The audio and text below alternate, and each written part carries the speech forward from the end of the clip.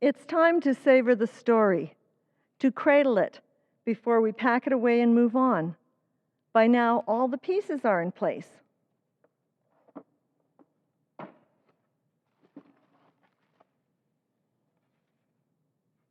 Here is the stable.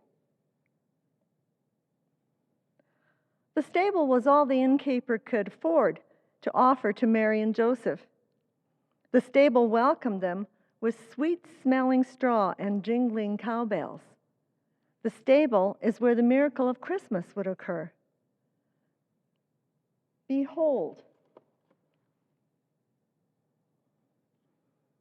Behold, it's the angel. The angels had a happy role, bringing tidings of great joy. They also brought words of peace for the world.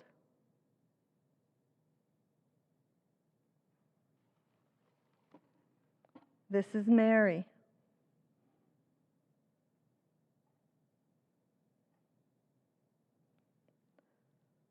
This is Mary, mother of the precious child we celebrate at Christmas. Mary belongs in the heart of the Nativity.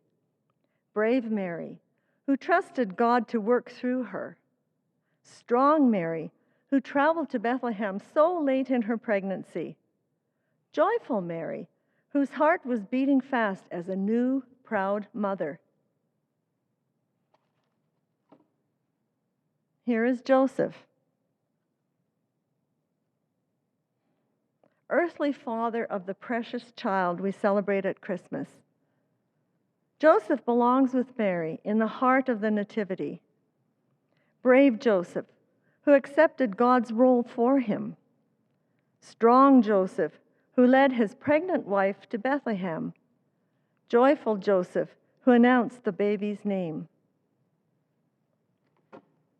Animals, cows and donkeys. These animals were close to the miracle taking place that first Christmas. Their place of feeding and shelter, their home, would become the first bed for the Prince of Peace. The first things he would see, the first smells he would smell, the first breath he would take is here in the stable with the animals. The manger waits to welcome the baby. A fragile new life will rest safely here.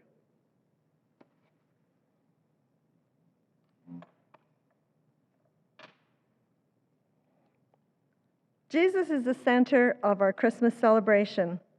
He is the heart of our nativity, the one whom we worship during the Christmas season and every day and every night of our lives. We come to worship as those first shepherds did.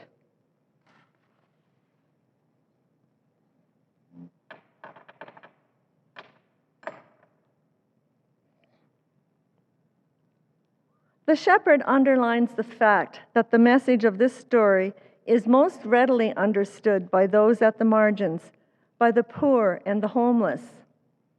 The Bible tells us over and over again that devotion to the things of this world creates an obstacle, though not an absolute barrier, to participation in the kingdom.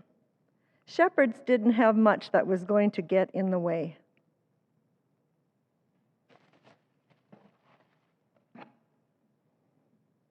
The wise men.